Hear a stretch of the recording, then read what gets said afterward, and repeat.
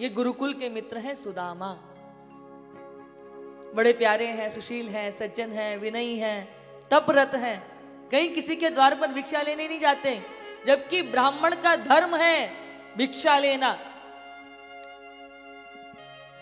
घर में कई बार ऐसी स्थिति परिस्थिति भी उत्पन्न होती है कि जब 2 वक्त भोजन पाने के लिए नहीं होता, लेकिन उसके बाद भी वो इतने विनयी हैं, इतने संतोषी हैं कि किसी के पास भिक्षा लेने के लिए नहीं जाते हैं। कोई प्रेम से आप किसी के घर में कुछ शुभ हो जाए और अपने भाव से ब्राह्मणों को देने के लिए आवे, तो वो उस भिक्षा को स्वीकार करते थे।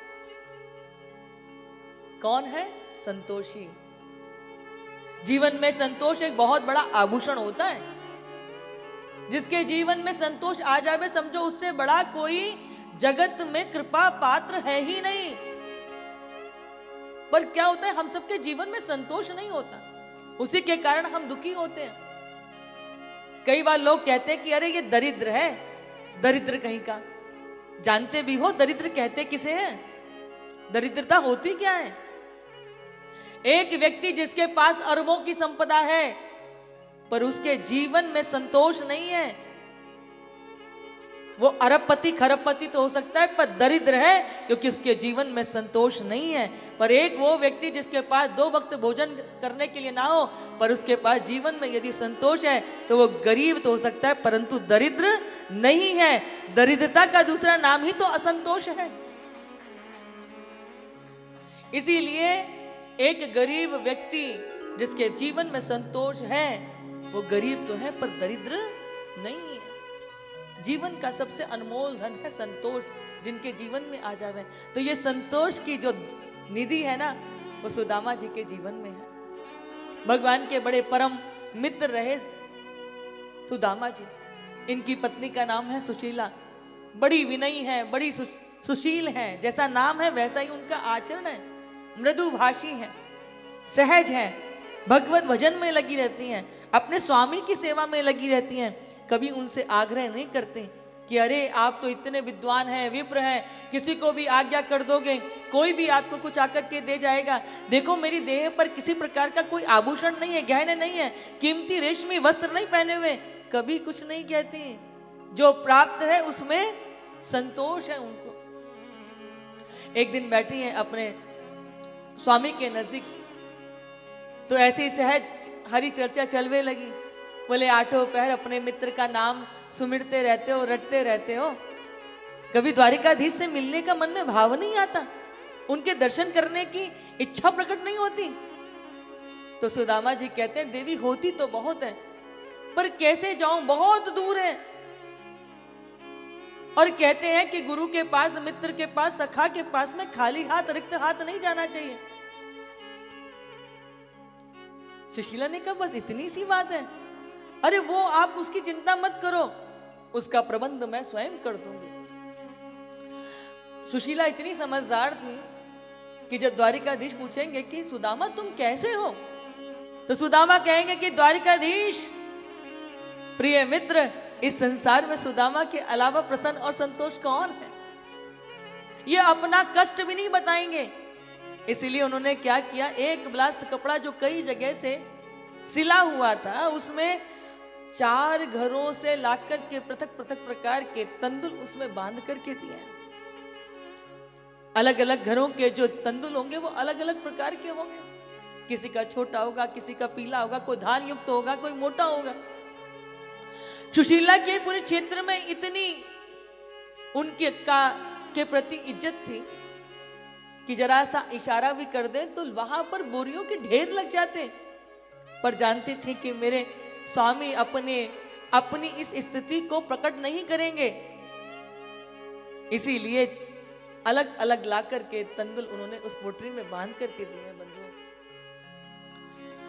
और दूसरे यदि भाव से देखें, पत्रम पुष्पम फलम तोयम यो में भक्त्या प्रियच्छति। भगवान को क्या दे सकते हैं हम? भगवान तो हमारे प्रेम और भाव के भूखे हैं। आप प्रेम से यदि रीच करके उनको पत्रम, आप पत्ती अर्पित कर देते हो। अब शंकर जी को क्या सबसे ज्यादा क्या प्रिय है बताइए आप? हाँ, बेलपत्र।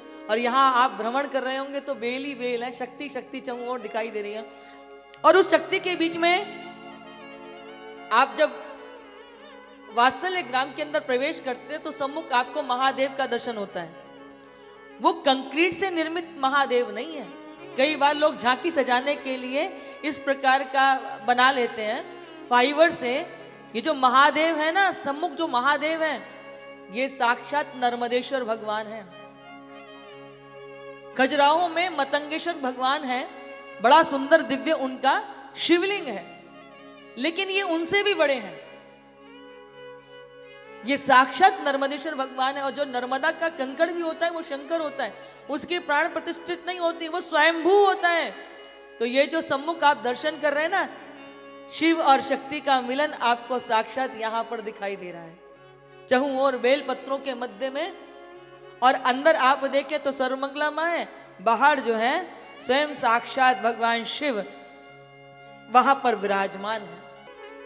पत्रम पुष्पम, हम भगवान को पुष्प चढ़ा दे तो प्रभु रीझ जाते हैं, फल हो तो फल से प्रभु प्रसन्न हो जाते हैं। पत्रम पुष्पम फलम तोयम, और हमारे पास ना पत्र हो, ना पुष्प हो, ना फल हो, तोयम। तोयम क्या है? बोले जल है। हाँ, भगवान शंकर को एक लोटा जल भी चढ़ा दो तो प्रभु आप पर कृपा कर देते हैं। भगवान को आपकी धन दौलत हीरे जवाहरात नहीं चाहिए, प्रभु तो आपके भावों का दर्शन करते हैं। तो यहां पर ये तंदुल लेकर के चल दिए, एक छोटी सी पोटरी बना करके सुदामा के ने बगल में दवाई, और प्रभु दर्शन के भाव लेकर के ये चल दिए हैं। अब बंधुओं, पैरों में पनाही नहीं है इनके पास में, सहारे के लिए एक इन्होंने छड़ ले रखी है अपने साथ में, और चले जा रहे हैं, चले जा रहे हैं, चले जा रहे हैं। चलने का इतना अभ्यास नहीं था, तो पैरों में बीवाइयां पड़ने लगी, रक्त स्रावित होने लगा, फपोले पड़ने लगे, थक जाते। कभी कभी भोजन कहीं भिक्षा में मिल जाता, कभी कभी भोजन भी नहीं मिलता तो फलदार वृक्षों से फल तोड़ के पा लेते। कभी कभी वो भी नहीं मिलते तो भूखे भी रहने पड़ जाता, कभी पत्ते खा के रह लेते, कभी जल ही पी के रह लेते। ऐसे धीरे धीरे धीरे इनकी यात्रा आगे बढ़ती चली गई। मन में जो है प्रभु के दर्शन करने की ऐसी इनको जो है अंदर भाव है, ऐसा इनके अंदर चटपटी लगी हुई है प्रभु के दर्शन करने के लिए। बस दर्शन करना है। थकते हैं और भूखे प्यासे भी होते हैं, अशक्य भी होते हैं, लेकिन दर्शन करने की वह भाव जो है इनको शक्ति प्रदान करता है। चलते चले, चलते चले, कई बार थक गए, लेट भी गए, फिर उठ के चल दिए। अब क्या हुआ, आगे जब ये बढ़े तो एक विशाल इनको नदी सम्मुख दिखाई दी है।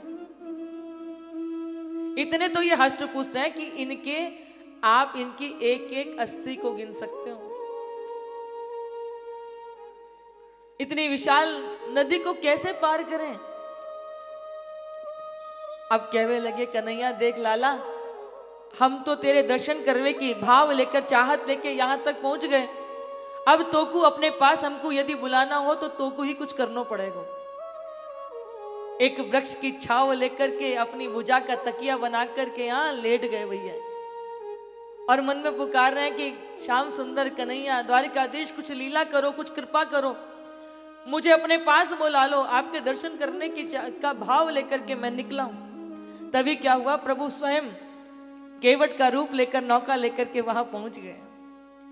जब कातर भाव से जीव अपने प्रभु को पुकारता है तो भगवान कहते, तुम यदि 8 पग रखते हो तो मैं 60 पग आगे बढ़ता हूं, तुम बढ़ो तो सही। नौका लेकर के पहुंच गए, पुकारने लगे, अरे कोई हते, कोई है, किसे पार जाना है, देखो केवट आपको नदी पार कराएगा।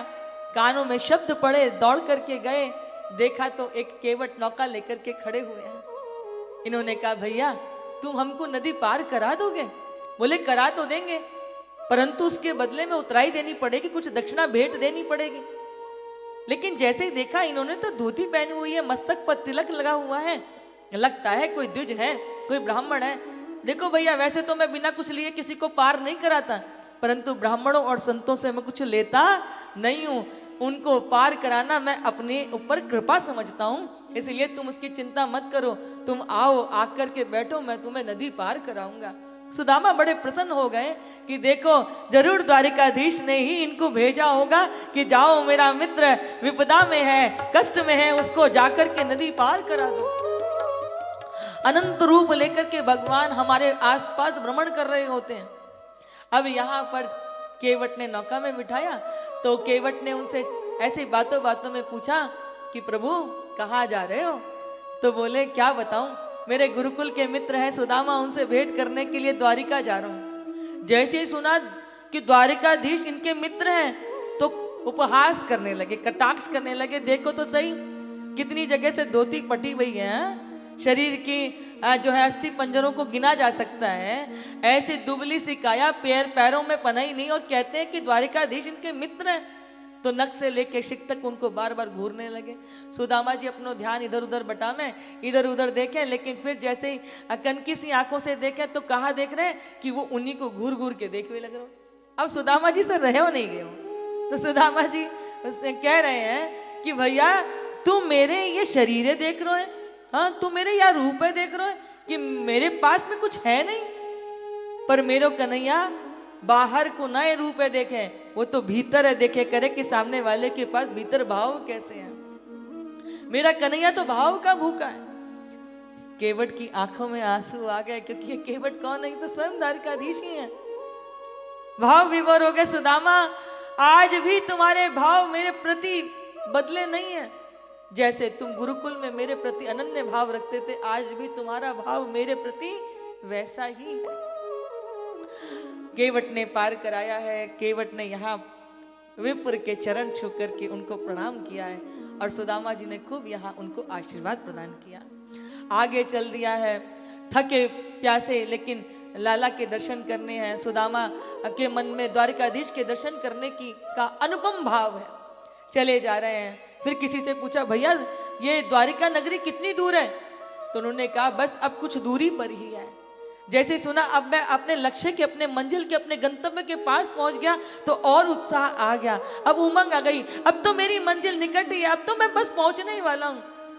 अब ये द्वारिका पहुंचे तो द्वारिका में एक से एक सुंदर भवन, एक से सुंदर राजमहल, एक से एक सुंदर सुंदर सुंदर जो है उनकी सुंदर शिखाओं पर, उनके शिखरों पर जो है ध्वजाएं फहरवे लग रही हैं। चकरा गए ऐसी सुंदर सी चकाचौंध को देख करके, अरे इतने सारे महलों के बीच में द्वारिकाधीश का महल कौन सा होगा।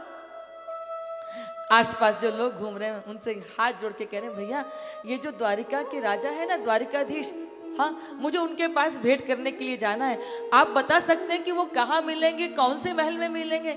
इशारा किया, बस वो जो सम्मुख महल दिखाई दे रहा है ना यही द्वारिकाधीश का महल है। बड़े प्रेम से आज सुदामा जी जो है उस द्वार पर पहुंचे, जाकर के द्वार पर जो सेवा दे रहे थे उनसे विनती करी, हाथ जोड़ के, बड़े सहज है ना, हाथ जोड़ के प्रार्थना कर रहे हैं कि मेरा नाम सुदामा है, आप एक बार जाकर बस द्वारिकाधीश को संदेश दे दे कि उनका सखा उनसे मिलने के लिए आया है। अब ये जो द्वार पर सेवक खड़े हुए थे, भगवान श्री कृष्ण का आदेश था कि द्वार पर संत आमे, ब्राह्मण आमे, उनको प्रतीक्षा नहीं करानी है, उनको तुरंत ला करके उनको आसन दो, उनको बैठाओ, उनसे उनकी कुशल क्षेम पूछो, कुछ पवाओ, उसके बाद तुम उनको मेरे पास आकर बैठाओ, पर द्वार पे खड़ा नहीं रखना। लेकिन जैसे ही इन्होंने कहा गुरुकुल के मित्र हैं तो लगा खास होंगे, जाकर के तत्क्षणात उन्होंने जाकर के द्वारिकाधीश को कहा प्रभु भोजन आरोग करके विश्राम में अपने अंतःपुर जा रहे थे, लगा कि विश्राम का समय है, लेकिन यदि नहीं बताया तो प्रभु दंडित करेंगे, क्योंकि आदेश है द्वार पर किसी को खड़ा नहीं रखना। और ये तो प्रभु के मित्र बताते अपने आप को। जैके से ही जाकर के द्वारिकाधीश को कहा कि आपके गुरुकुल के मित्र कोई सुदामा द्वार पर खड़े हैं। जैसे ही नाम सुना सुदामा, जैसे विद्युत ने छीन लिया हो उनको, और ऐसे वहां से भगवान ने दौड़ लगाई, कहीं उनका जो है पीत पटका दूर गिरा जाके, कहीं कुंडल गिरे हैं, भगवान का मुकुट भी गिर गया, भगवान भाग रहे हैं अपने मित्र से मिलने के लिए। द्वार पर आए सुदामा खड़े हैं सम्मुख, जाकर के अपनी उन्होंने बाहों में सुदामा को बांध लिया है। सुदामा को पाकर के आज द्वारिकाधीश अति प्रसन्नता की उस स्थिति में गोते लगावे लग रहे हैं। बड़े प्रेम से भीतर लेकर के आए। कहीं मुकुट पड़ा, कहीं कुंडल पड़े हैं, कहीं उनका पीत वस्त्र पड़ा हुआ है। सारी प्रजा देख रही है कि आज हुआ क्या। इतने सारे संत ब्राह्मण रोज आते हैं, उनकी इतनी सेवा होती है, सबका सम्मान होता है, पर आज ही अनोखा ऐसा कौन विप्र आ गया जिसके लिए स्वयं द्वारिकाधीश भाग रहे हैं। ला करके उनको अपने राज सिंहासन पर बिठाया है और सबको बता रहे हैं कि ये मेरे मित्र हैं सुदामा, जो मेरे साथ में गुरुकुल में मेरे सहपाठी थे, मेरे लंगोटिया यार थे, मेरे लंगोटिया मित्र हैं। बड़े प्रसन्न हैं। जाकर के इशारा किया उन्होंने कि चरण धुलावे के लिए लेकर के आओ। ब्राह्मण संत कभी घर में आवे तो सबसे पहले उनके चरण पखारवे चाहिए। सौभाग्य होता है चरण पखारने का। हमने ये सुंदर परंपरा अधिकांश छत्तीसगढ़ में देखी। माता बंधु, आपको आश्चर्य होगा कि वो घर के भीतर ही नहीं लेके जावे, पहले वहां एक रंगोली बना करके एक पाटा रखे, पाटे पर खड़ा करके फिर आपके चरण धोएंगे, चरणों का पूजन करेंगे, आपकी आरती करेंगे, पूजन करेंगे, और वो जो चरण का जो चरणामृत होता है उसको वो स्वयं ग्रहण करते हैं, सबको बांटते हैं और घर में भी छिड़कते हैं। तो यहां पर द्वारिकाधीश भगवान ने भी भगवान के चरणों को पखारा है। जब तक चरण पखार के जल आवे उससे पहले तो ठाकुर जी स्वयं अपनी आंखों से बहने वाले उस अश्रुपात से ही सुदामा के चरणों को पखार रहे थे। आप सोचिए जरा, मित्र हैं परंतु विप्र हैं, द्वारिकाधीश भी उनकी सेवा करते हैं। बड़े प्रेम से उनकी खूब पूजा की है, हाँ, उनसे प्रार्थना की, प्रणाम किया है। अब सारी जो रानियां हैं एक एक करके प्रणाम करने के लिए आने लगी हैं। रुक्मणी जी ने प्रणाम किया तो इन्होंने दोनों हाथ उठा करके आशीर्वाद दिया। रुक्मणी के बाद में फिर जामवंती आई हैं, सत्यभामा आई हैं, मित्रवृंदा आई, कालिंदी आई, हाँ, नग्नजिती आई, एक एक करके रानी चली आ रही है। सुदामा जी हाथ उठा करके सौभाग्यवती भव, सौभाग्यवती भव, सौभाग्यवती भव। अब दोनों हाथ उठा के सौभाग्यवती, बगल में तो क्या है, तंदुल की पोटली दबा रखी है ना, तो ऐसे दोनों हाथ अंते करे जा रहे हैं। अब भैया ये तो 9 हुई, 10 हुई, 11 हुई, इतने में तो सुदामा जी जो है वो थकवे लगे। अब वो बढ़े ही जा रही है, गिनती खत्म ही नहीं हो जा रही, एक के बाद एक रानी आई चली जा रही है। सुदामा जो है अब थक गए, अभी 100 भी ना भाई, सुदामा जी थक गए तो उन्होंने कन्हैया से कही, लाला नेक पास आइयो। कन्हैया बोले क्या हुआ? बोले तनिक पास तो आओ। कन्हैया पास आए तो कान में बोले, भैया ये बता, ये सब घर की हैं कि आस पड़ोस की चली आ रही हैं? तो कन्हैया ने कहा ये सब घर की हैं, हाँ, सब तुम्हारी बहुएं हैं। तो बोले भैया इनको आशीर्वाद देते देते मेरे तो हाथ दुख गए। बोले बस अभी 100 भी ना भाई, तुम्हारे हाथ दुख गए, अभी तो ये 16,000 बाकी हैं। सुदामा बोले मोकू तो सुन के चक्कर आ रहा है लाला, इनको 16,000 उनको आशीर्वाद देते देते तो मोकू लगे मैं अपने घर वापस ना जाऊंगा, यहीं पे सिधार जाऊंगा मैं। कन्हैया उससे कहा, लाला एक काम कर, इन सब के बदले मैं तो को आशीर्वाद दे दूं, तो को आशीर्वाद मिलो सो सबन को आशीर्वाद मिल जावेगो। द्वारकाधीश ने पुनः अपना शीश अपने मित्र के चरणों में समर्पित कर दिया और दोनों हाथों से सुदामा ने उनको खूब खूब आशीर्वाद दिया है। सब आशीर्वाद पाकर के तृप्त हो गए। कन्हैया सबके साथ चरणों में ही बैठे हुए हैं। तो यहाँ आपस में बड़े प्रेम से फिर प्रेम चर्चा प्रारंभ हो गई। तो कन्हैया सुदामा जी से पूछने लगे कि ये बताओ भैया सुदामा, घर में अकेले ही हो कि भाभी भी आ गई हैं?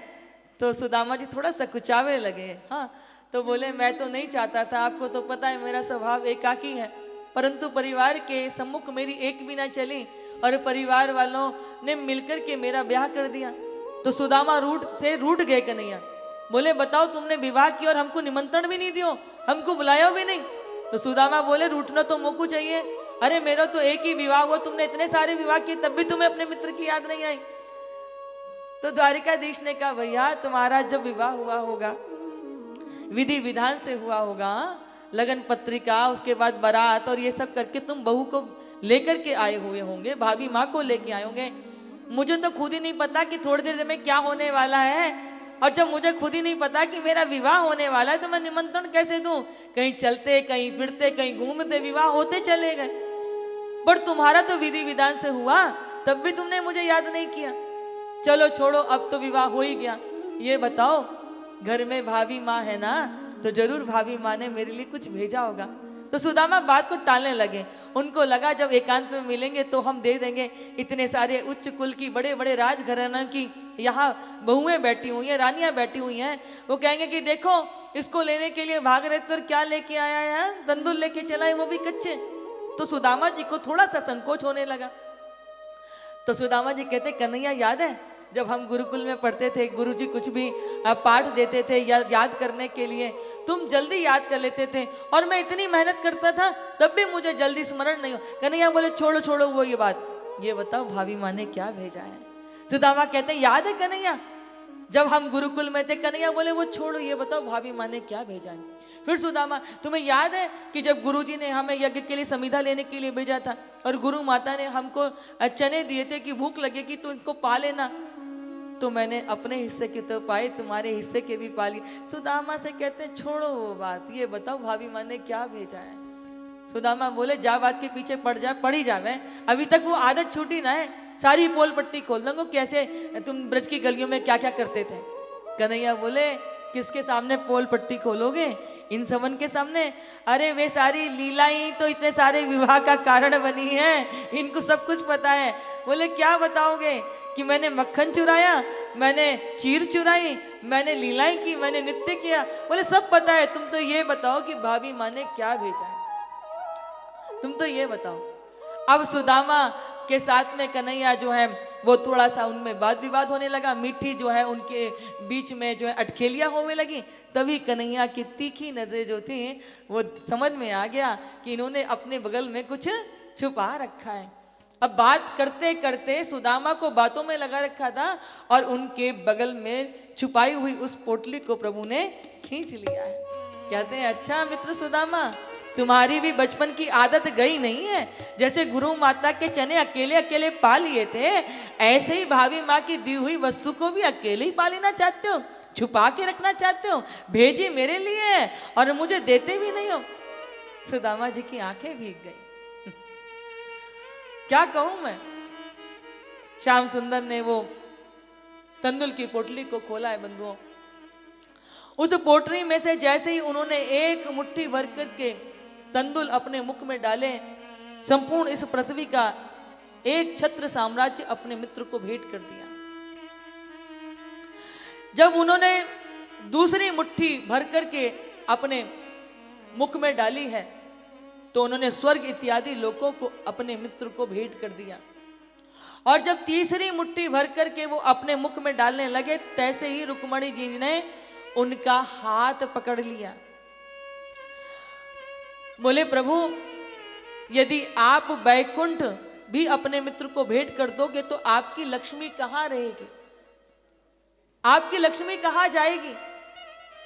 इसलिए लक्ष्मी स्वरूप इन रुक्मणी जी ने उनके हाथ को पकड़ लिया है। यहां भगवान द्वारिकाधीश रुक्मणी जी से कह रहे हैं, देवी आज तुम एक ब्राह्मण को देने के लिए अपना हाथ पकड़ रही हो, भूल गए तुम्हारे प्रेम का प्रणय निवेदन जो है एक ब्राह्मण ही लेकर के आए थे। रुक्मणी कहते हैं प्रभु मैं कब मना कर रही हूं, लेकिन आप जो है अगर बैकुंठ दे दोगे तो आपकी रुक्मणी कहां वास कर। यहां द्वारिकाधीश भगवान ने अपने मित्र को क्या भेंट कर दिया किसी को पता भी नहीं चला। खूब प्रेम से आज अपने मित्र सुदामा के चरण दबाए, उनकी सेवा की। जब सुदामा जी विश्राम करवे लगे, तब जाकर के कन्हैया अपनी शैया पर विश्राम करवे के लिए गए। भोर हुई, स्नान इत्यादि नित्य कर्म से निवृत्त होकर के अपने मित्र द्वारिकाधीश से कहा जाकर के कि मित्र कन्हैया अब मोको जाने की आज्ञा प्रदान करो।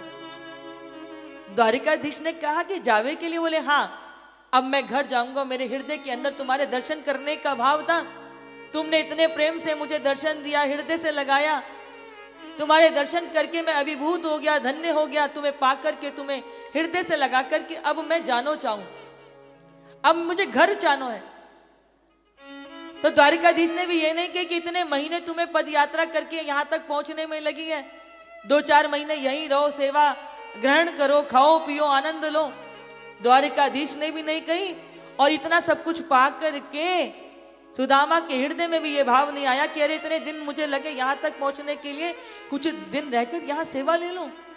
अगले ही दिन जावे के लिए अपने आप को प्रस्तुत कर दिया। सुदामा जी को बड़े प्रेम से द्वारिकाधीश ने गले लगा करके भावों से उनको विदा किया है। सुदामा जी की भी आंखें भीग रही हैं, अश्रु झर रहे हैं, और द्वारिकाधीश की भी आंखें झर रही हैं, मुड़ मुड़ करके देख रहे हैं। और यहाँ पर प्रेम से सुदामा जी जो है आगे चल दिए हैं। चलते चलते चलते कई महीने बीते और अपने उसी नगर में पहुंच गए जहां पर इनका अपना घर था। लेकिन आज यहाँ घर नहीं है, यहाँ तो बड़े बड़े राजमहल बन गए, बड़ी बड़ी अट्टालिकाएं बनी हुई हैं। चौं और आंखें घुमा घुमा कर देखने कि मैं किसी गलत पते पे तो नहीं आ गया। यहाँ तो मेरी छोटी सी झोंपड़ी थी, वो कहाँ चली गई? कहीं ऐसा तो नहीं कि बाद में यहाँ पर आकर किसी ने सब कुछ खरीद करके किसी राजा का राज्य ने विस्तार ले लिया हो? आसपास के लोगों से पूछने लगे, भैया विस्तार लिया तो लिया, परंतु मेरा यहाँ घर था, मेरी पत्नी कहाँ है? पूछने लगे तो भीतर से जो है वो सुशीला जो है वो निकल करके आई, दौड़ी चली आई, चरणों में आकर के गिर गई। जैसे ही देखा कि ये कौन है, इतना सुंदर स्वरूप, इतना सुंदर श्रृंगार, ये कौन है? तो बोले आपने पहचाना नहीं, आप ही की धर्म पत्नी सुशीला हूं मैं। जैसे ही सुदामा जी ने सुशीला को देखा है तो उनके मन में उनके रूप को देख करके आया, अरे इनके पास ये सब कहां से आ गया? सुशीला ने कहा, नाथ आपके जाने के बाद भगवान द्वारिकाधीश ने विश्वकर्मा जी के द्वारा इस संपूर्ण नगरी को इतना सुंदर बना दिया। परंतु यहां एक भाव का दर्शन कीजिएगा कि जब विश्वकर्मा जी सुशीला को वैभव प्रदान करने के लिए आए थे तो सुशीला ने क्या कहा था कि मैं आपके इस व्यवस्था को तभी स्वीकार करूंगी जब आप मेरे संपूर्ण, मेरे साथियों पर, मेरे पड़ोसियों के ऊपर भी कृपा करेंगे। अकेले स्वीकार नहीं करूंगी, आप सब पर अपनी कृपा करेंगे तब स्वीकार करूंगी। तो विश्वकर्मा जी ने संपूर्ण उस नगरी को स्वर्णमय राजभवनों में परिणत कर दिया था। बंधु, प्रत्येक कथा हम सबके जीवन में कहीं ना कहीं दृष्टि देती है। अभी सबसे ज्यादा जो हमें कष्ट होता है वो किस बात से होता है? दूसरे की समृद्धि को देख करके हम दुखी इस बात से होते हैं कि सामने समृद्धि कैसे आ गई उसके पास में। और यहां सुशीला जी कह रही है कि मैं तब स्वीकार करूंगी जब आप सबको ऐसी समृद्धि वितरित कर देंगे। तो सुदामा जी बोले, सुशीला तुमको धन चाहिए था, पद चाहिए था, प्रतिष्ठा चाहिए थी, वैभव चाहिए था, तुम इसको स्वीकार करो, पर मुझे तो प्रभु का भजन करना है। सुशीला पकड़ने लगी, लेकिन द्वारिकाधीश की उस कृपा को पाकर आए सुदामा जी कहते हैं कि नहीं नहीं, मैं भजन में अपने चित्त को लगाऊंगा। सुदामा जी सब कुछ छोड़ करके मुख मोड़ करके चल दिए। तभी वो टेढ़ी टांग वाले श्याम सुंदर वहीं प्रकट हो गए। बोले, मित्र सुदामा। सुदामा के कान में जैसे ही द्वारिकाधीश की आवाज पड़ी, पीछे मुड़ करके देखा तो पीछे श्याम सुंदर खड़े हुए हैं, चरणों में गिर गए। प्रभु मुझे ये सब नहीं चाहिए, मुझ पर आपकी बहुत कृपा है।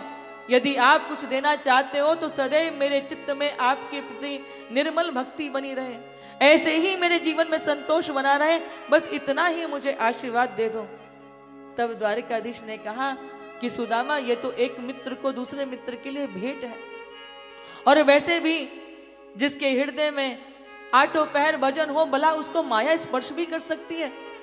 परंतु तुम इसे मेरी आज्ञा समझ के स्वीकार करो, यहाँ बड़े प्रेम से राज्य करो, और उसके बाद तुम्हें मेरे ही परम पद की प्राप्ति होगी। हजारों वर्ष तक सुदामा जी ने एक छत्र साम्राज्य किया, माया में रह करके भी माया से परे हैं। संपूर्ण प्रजावासियों की खूब उन्होंने सेवा करी, और बाद में भगवत भजन करते हुए भगवान के परम पद की प्राप्ति की।